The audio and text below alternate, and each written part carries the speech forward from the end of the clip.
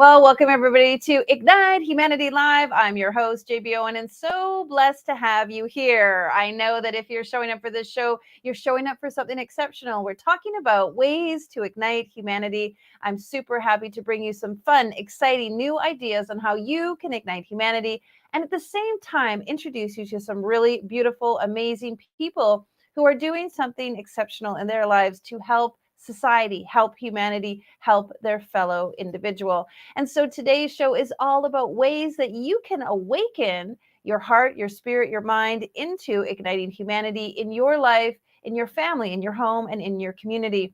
I'm so blessed to share that if each and every one of us step forward into ways that we can help others, we can ignite humanity and truly make a difference. Many of us are going through difficulties and challenging times. We're facing things that we've never faced before, ever in history, and we're navigating things in a new way. And that's requiring us to stretch and evolve and do things differently than we've ever done before. And that has inspired me to chat with you about ways that you can ignite humanity, help those around you so that we all can feel blessed, accepted, gracious, wonderful, empowered, inspired, and living in the center of our possibilities throughout our daily lives. It just takes small incremental moves. And we'll talk about those, the little micro moves that you can do to move you into the big direction of where it is you want to go. And this show is all about ways for you to find the support you need and be the support to others. One of the ways that I love to talk about igniting humanity is through heartfelt stories. I call them ignite moments. We all have those ignite moments that inspire us and change us and awaken us into our greater version of ourselves. And since today is Tuesday, we have a theme every day, and today's theme is awaken. So I just said it, awaken you to the greater version of yourself. And what does that mean? Well, many of us have been through trials and tribulations, those tough times that have challenged us and really made us stretch and realize who do we need to become to be a greater version of ourselves. And in doing that, we support people around you. And so Ignite Moments is sort of the precipice of those times, those challenges, those awakenings that allow you to see and go down a different path, allow you to see how you can do life differently. And that in turn helps you be a better version of yourself. And so Ignite Moments is all what we're about. And why? It's because I believe Ignite Moments are going to help heal humanity. When we share our Ignite Moments, our authentic truth, the story behind who we are, why we act the way we do, why we're driven the way we are, why we perform or not perform, is all related to our history, our past, our story. And many of us have used our story to actually be the catalyst and the fuel to push us forward to do things that help others. And in hearing those unique, powerful, heartfelt stories, we actually feel closer to one another. We feel more connected.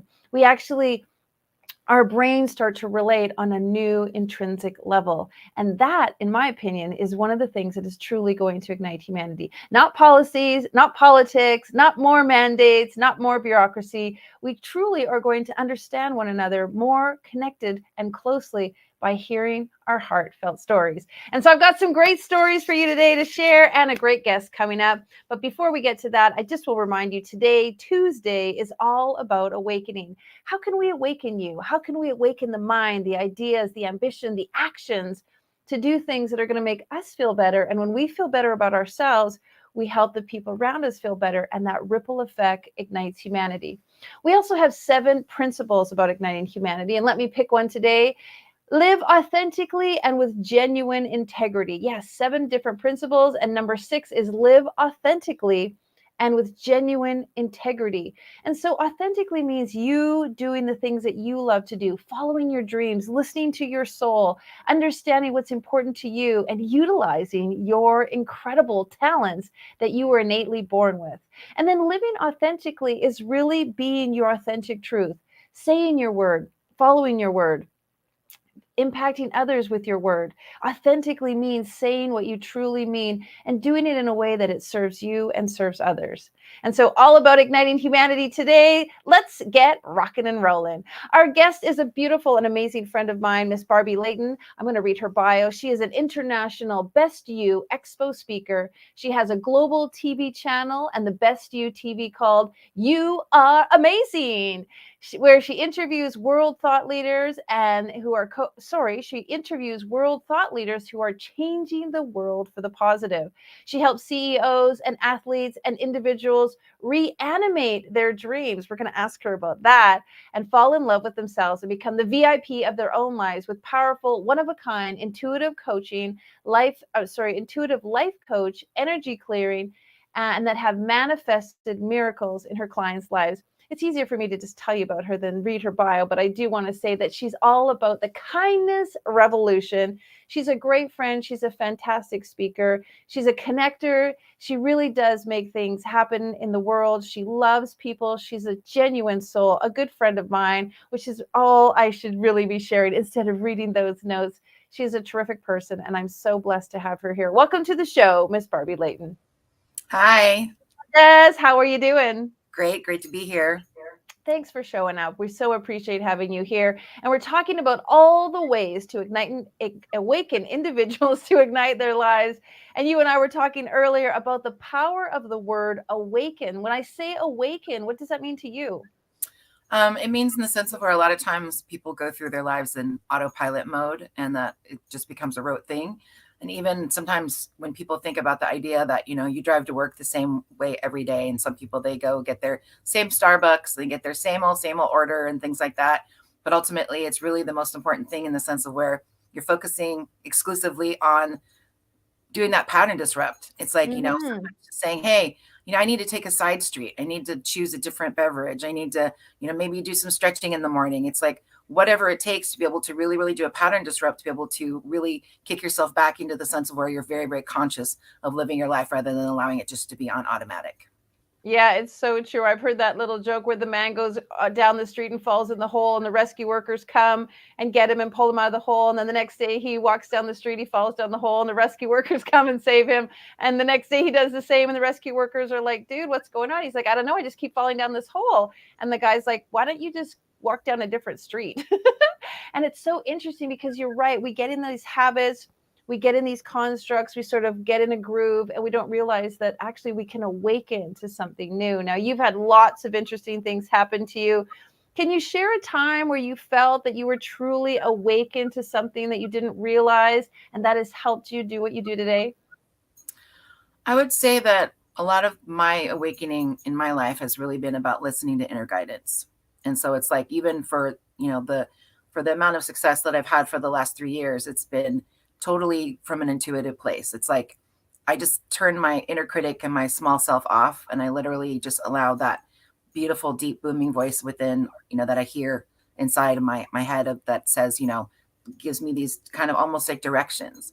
And when you have the opportunity to be able to really truly follow those and be in surrender, it's almost like your life becomes more magical than you could ever have thought before, because you're not sitting there thinking like, I have free will, I can do whatever I want, and because before my life wasn't working.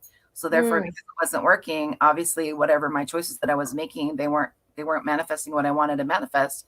So from that perspective, literally turning that space over, and it doesn't have to be religious. It's just something in the sense of where it's just the opportunity to be able to connect with the divine, to me, is one of the most beautiful things that allows you to express yourself fully and authentically, because I believe that the divine wants to know itself through you.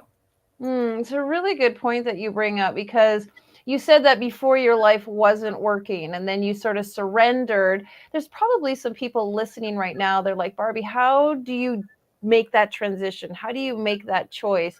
Can you speak to those people who potentially are just sitting there feeling like my life isn't working and I don't know how much more I can surrender? Absolutely. I mean, I've had 3 near-death experiences. I had a surgery in 2001 of where my intestines were nicked, and I had 85% of the blood of my body. Literally woke up in a pool of blood, which was really a horrific experience. I was in ICU for 5 days and had to have 3 blood transfusions. And then I had another in 2012. My hair turned white because of severe oxidative stress, because I had E. coli, which most people, they die within 60 minutes of having that. So it's like something of where I was in the hospital for 3 weeks. And they weren't sure if I was going to make it. I had to have 5 different surgeries on that as well. And I really don't talk about a lot of that kind of stuff, because mostly my message is about positivity, but it's still in the sense of where, when you have a certain level of success, and then people say, oh, well, but they don't understand that it's not an overnight thing. It's a really, really conscious choice to be able to make that decision.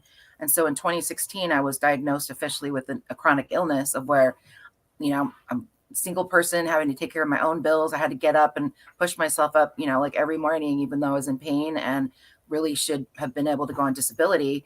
I just said, you know what, I have to find a way to be able to manage this. And so what I did is I really used fashion as my therapy. So I started wearing outrageous outfits on Mondays and Wednesdays. Outrageous. For real, like I would show up like fully decked out in Gucci on a Tuesday at Costco. But then what I found that was amazing is that if I felt like my energy level was a 2, and then and I know you know this because you and I, we like a lot of the same clothing. It's like basically if I have an outfit that's like a 10 energy, but I'm feeling like a 2, it would get to the point of where I would almost be like a 7 in my energy level because it was almost like the color and the fashion would actually bring my energy level up. But what I found that was so beautiful about that was the fact that by me showing up like that on a Tuesday at a Costco, people started showing up for me differently too. So it was like Mm. I would have so many more people that would approach me and say, can I assist you? Oh, would you like me to show you this? It was like I had a personal shopper at a, warehouse store. And then it's like people would be offering, can I give you an extra glass of champagne? Or it was just like all these beautiful ways in the sense of where I started realizing that I was now almost like being really, really received by the world, as opposed to like, it's very easy to, put on your yoga pants, especially in the pandemic, put on your yoga pants, put your hair in a bun, no makeup, just no effort, like you rolled out of bed and go to the store and feel like crap. And then nobody, pays attention to you. So you feel like crap too. You're not really engaging with anybody. But I think sometimes when you show up in a different light or a different space, or you put the little extra effort for yourself, it's not for the other person, it's for you. Mhm. Maybe for a That's woman so it might true. be just putting on lipstick through that one day. She just feels like putting on lipstick, and then from there it's just like someone maybe compliments her and says, oh, I really like that lipstick. And then it's that human interaction, it's that connection of where it doesn't have to mean anything, but it's still, the whole world is there to, like, as your oyster that wants to engage with you. But if you're contracted and you're feeling sorry for yourself and you're feeling sad, that basically doesn't allow you then to be received by the world. And so therefore for me, that was where I shifted a lot of things in that sense of where, I then just said, hey, I can't live my life like this any longer. So let me do something different. And it took maybe 30 extra minutes a day, but the way that I was received by the world became completely different. I still love that you say that because I've had people say the same thing, like, "Why are you dressed like that? You're so dressed up. Like, who are you trying to impress?" And I always say, like, me. Like, I'm trying to make me feel happy. I'm trying to show value to me. I'm trying to prove to myself that I matter and that I care and I'm also trying to have some fun. And I think you and I both agree fashion is all about having fun. It's about uplifting ourselves. And I also will share during the pandemic, I was doing a lot of mentoring with people, and some of the first mentoring I had to do was, let's take off our bathrobe, let's get out of our slippers, and just make ourselves feel get better. And so, very good advice. I love that you share that. So after you overcame these struggles, and I think a lot of people listening can relate to health concerns and health challenges that really pull you back and pull you down, you started to step into more of yourself, showing up in a new way, and that made people reciprocate and show up differently. Can you share a little bit about some of the things that have then sort of been, we talked about it, those micro movements? It's a lot of people feel like, I'm good. I showed up one day looking great and nobody noticed, and so I'm going to give up. Can you talk a little bit about consistency and then micro movements, how they benefit and aim to the end goal? Well, one micro movement that my nephews have always like remarked about me is they say, you talk to everybody. So it's like when I'm at a restaurant, it's like, I'll ask the busboy or the waitress, like, how's your night going? And they're like, oh, it's, it's okay. Or, whatever, I'm busy. But what I find is that you get the best service because then you're having this tete-a-tete, you're having this dance, this interaction for whatever amount of time that you're at the restaurant with this person that is serving you. But you're acknowledging them in the sense of you're not better than them, you're not worse than them. But then when you're at the cash register at the grocery store, hey, how you doing? A lot of times, I remember I was at the Ivy in I think in Hollywood, and it's a lot of paparazzi and a lot of cool people go there and that kind of stuff. And there's this whole thing of where when you go to the back and you're waiting for your table, they give you a glass of champagne out of this beautiful, like one of those punch party bowls that's filled with ice, and it's very fancy. But the guy poured me a glass of champagne and my guest, and then I just asked him, I think a few minutes later, I said, "Oh, how's your day going?" And he said, "Oh, it's $25 for a refill." And I said, "I didn't ask for that." I said, "I just wanted to know how your day was going." And he just was kind of like taken aback. I guess in Hollywood, two people are too important to ask the guy serving the champagne and how his day is going. But all of a sudden he goes to me, he goes, "Come here." And I'm like, "What?" And he just picks up the champagne bottle and pours me another glass of champagne. And then asks my guests if they want one as well, too. I didn't ask for it, but was still in the sense of where it's like that interaction with other people, it like lights up your life. And it doesn't have to be a big deal. It can just be saying hi. I mean, I'm in California where a lot of people, you can walk down the hallway with somebody that will literally, you can say hi to them and they will literally, they're too cool for school and they won't even acknowledge you. So I get that. And there are other places where people are more friendly. But by the same token, I'm not going to stop trying to engage. So to me, it's still the sense of where the people, I also think that micro movements are things that you tip well. You make sure that the people that are serving you, that you acknowledge them basically by compensating them. There's just a lot of like little tiny things of where in your own little hometown, thank your postman, thank the people that are bringing you your food or people that are delivering whatever they're delivering. It's still, my UPS guy in my building, he delivers my FedEx packages and my USPS packages because he just likes to say hi. It's like, I think that's just amazing. And a lot of times they're big old, big boxes where they're heavy and he doesn't need to take the extra time. But it's like, I know his name, he knows my name. You get to know your neighbors. It's just these little tiny little things. Those are to me the micro movements in the sense of where they really allow you to just engage with your world. Because a lot of people, it's the AirPods, the hoodie, people when they have the masks on, and then you have sunglasses on. There are a lot of people couldn't even see that they were human beings. They just look like robots walking around with like when you're hunkered down and you're all contracted, you can't manifest. You only manifest when you're expanded. That's the most important thing. That's like that's a quantum secret, that the more expanded your energy is, people who manifest, their energy is like 20 to 30 feet out there. I mean, you're a person, when you come into a room, I know you're there. When I come into a room, you know that I'm there. It's like, but it's because of our energy. It's the essence, it's that light. And so for all the people that are listening out there, find a way to shine your light and shine it to people that want your light. There are a lot of people that want it, and you might not think that, but find the people that want it. Yeah, it's beautiful that you share that, because being authentic is really about reaching out and connecting with people in a way that they might not expect. And you never know. We had a guest on the show earlier this week, and she talked about you never know what that person is going through, and your hello and your interest and you just sharing that tiny little bit might be the one thing that just really saved their life that day, or save their, sort of their mental state. And so what's really great advice: show compassion and interest in all people. I'm the same. I remember I was saying hello to somebody who walked by me one time on the bike path, and my kids are like, "Do you know them?" And I'm like, "No, I just say hello." Like we're super close to each other, walking past each other on the bike path, and they're like, "Wow, Mom, that's so cool." And I'm like, "Yeah, just say hello to as many people as you can, because it actually cracks open the opportunity for more conversation, which leads to our ignite moments and sharing, which leads to connection and understanding, which really leads to igniting humanity." I truly agree with you. So talk a little bit about the kindness revolution, because I think you're segueing into it by saying say hello to people, recognize people that serve you, go out of your way a little bit to just give people. You're right, it takes 3 extra seconds to be hello with a smile, how's your day, then just open the door, grab your package and close it. The kindness revolution for you, let's just sort of share with people what that means. So on my TV show, You're Amazing, I've interviewed the lovely JB as well. I'm just going to be a guest a second time. But it's one of the things I really, really love is the fact that both JB and I are connected with the Mind Valley community, which is international and global. And so for me, having clients that are from all over the world, and also having guests from all over the world, there's a lot of things that we get told by the media and the news as to different cultures and who they are and who they are not and things like that too. But, I have over 30 countries that are represented on my show, like Haiti, and that, showing the beautiful side of Haiti, and my friends from South Africa. And then I have other people that are, from the UK. They're from all over the world.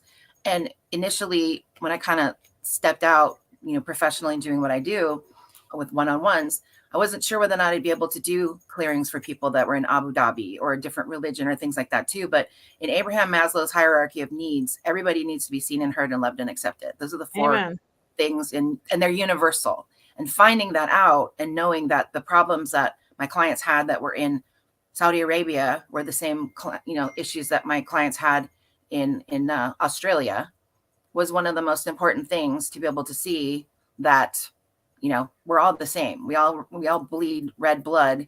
And so from there, having over 30 countries that participated, in 2020, I was very blessed to be nominated for the Tony Hsieh Award. That was the CEO of Zappos. And the people that ended up winning that are billionaires from this company in Egypt that are absolutely amazing human beings. And they are doing these smart cities all over Egypt, and they're serving over 275,000 families in Egypt. And they do their own masonry. They have their own cement, factory. They're just amazing people. And they went from $8 billion to $20 billion during the pandemic. I mean, they literally 10x whatever they were doing. But it was still about the idea that it was the human first and technology second, as opposed to a lot of people are saying technology first and then the human second. So they were really trying to juxtapose this whole concept of you need to have the humanity first. And it was even cool where they have this app of where the people in the communities, they can communicate with each other digitally, but then the computer will cut them off at interaction number 5 and say, okay, go meet in person and have coffee. Go play tennis together. Go do this, go do that. It was really cool. But when I had a conversation with them about Egypt, there were so many things that they dispelled that to me were things that I thought of what I thought about Egypt. And they were telling me all these really cool things that women have been able to drive since the beginning of driver's licenses. And, they're talking about Ramadan and how people were feeding each other and just all this really cool stuff of where I was like, wow. But by having that heart-to-heart conversation of meeting them in person and then having a phone conversation, subsequently, it is that kindness revolution in the sense of where my heart is then open to this new experience with a new person from a culture that I haven't necessarily experienced, and vice versa. And that's the part of where, to me, I feel like it's a really beautiful thing in the sense of where, to me, you have these ignite moments. It's the same thing of having this opportunity to be able to, make it of where you literally allow your heart to be open, and from your heart being open, then the kindness can come through. And then we don't have these negative experiences about people that are things that we're told by other people. And so when you have firsthand knowledge or firsthand account of a human being, it's a completely different experience than what you've read about someone else's third person experience. And one example I want to give you that's actually really funny is, have you ever been to Alaska? I have. So have you been to Liarsville? I haven't not. So Liarsville is at the bottom of the Golden Staircase, and which is that 2,000, step one that they had to go up with their 2,000 pounds worth of stuff that a lot of people ended up dying on. And Liarsville was the town at the bottom of the Golden Staircase where the gold mine prospectors were going. And they were writing all these newspaper articles, and they were sending them back home to all the, the Seattle newspapers and Washington, D.C. and so on and so forth. But the funny part, the reason why they called it Liarsville, because none of the reporters went up the hill. None of them knew jack diddly squat about what was the real truth, the authentic truth. They didn't know anything about it. All they did was interview people that went up and down and different people, and they would hear second or third hand as to what had happened. And so to me, that was just such a perfect example in the sense of where with the kindness revolution, it's you're not getting the actual information. You're only getting, you're just Filtered. Get filtered through someone else's. And so it's the same thing of where, I got bullied a lot as a child, and very, very horrifically in a lot of places and for many years. But what I always found that was funny was that when people got to know me, they'd be like, wow, you're really nice. Wow, you're really chill. And I'd be like, okay, great. Thanks for letting me know. But they let other people's opinions or their ideas about that other person, tell them who I was or who I was not. And I don't want to have that be told as to who I am and who I'm not. I want to get to know people firsthand myself. And yes, everybody has a reputation and a public persona and things like that too. But I want to know the real person, and I want to get to know that person myself. And unless I have a negative experience with them, et cetera, I'm not going to have that same opinion that somebody else might have. And I'm not going to sway my opinion based on someone else's opinion about somebody else because of an interaction that they had with that person that I didn't have. It's so true. I went to visit a girlfriend, and but we talked online, and we had trained together, and I ran up and hugged her and gave her a big hug and squealed. And then we were talking and laughing. And eventually I met her husband, and he was like, wow, I thought you were just like that on camera, but you're like that in real life, all full of joy and squeals and laughter and silliness. And I guess that goes right back to rule number 6. And again, it's not a rule, it's a principle, but live authentically, be your authentic self, be your true self, because when you show up your authentic self, people show up as a mirror of you. If you show up resistant, they'll show up resistant. If you're being false, they'll be false. If you're angry, they'll be angry. So really, one of the ways to ignite humanity, and thank you for awakening us to this idea, is to show up your true authentic self, be kind to others, and show up how you want people to mirror you. Well, I thank you so much. Great stories and lots of wonderful information. Folks, if you want to know more about Barbie, you can check out her website. We will put it up on the screen for you to find out a little bit more. Last and final words, my darling. Go out there and connect with people.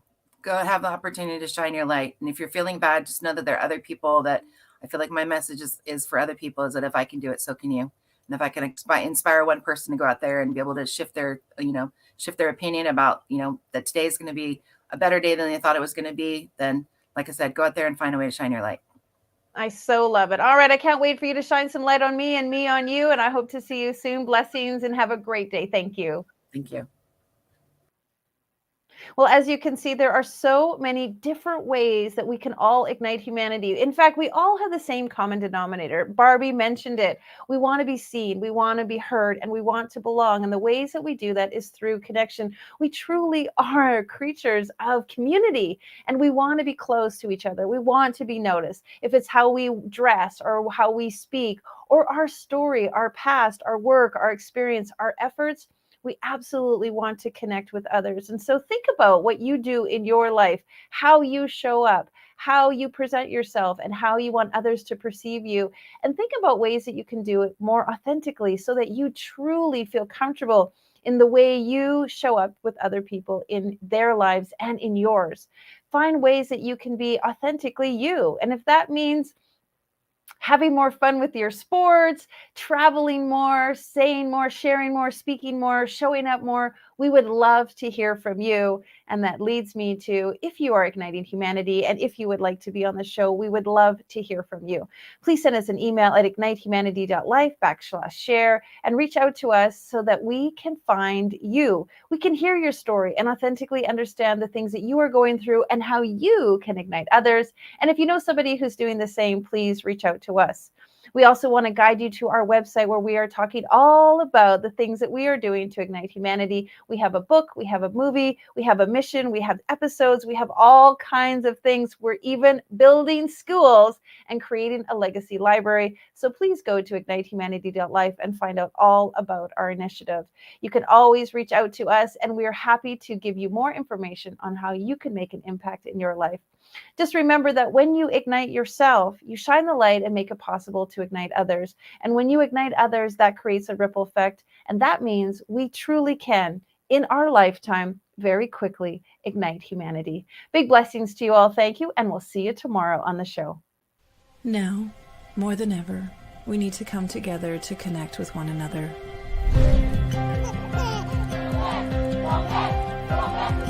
We need to feel the truth in who we are and let go of everything that's happened in the past. We need to empower every person on the planet and awaken hearts, enliven souls, come together, laugh, play, rejoice, connect, create, and love.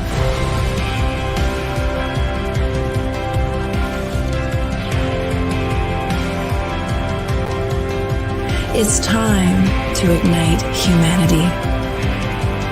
We want you to be a part of something that will impact the future for everyone. We want you to tell your story, share your Ignite moment, show people who you truly are.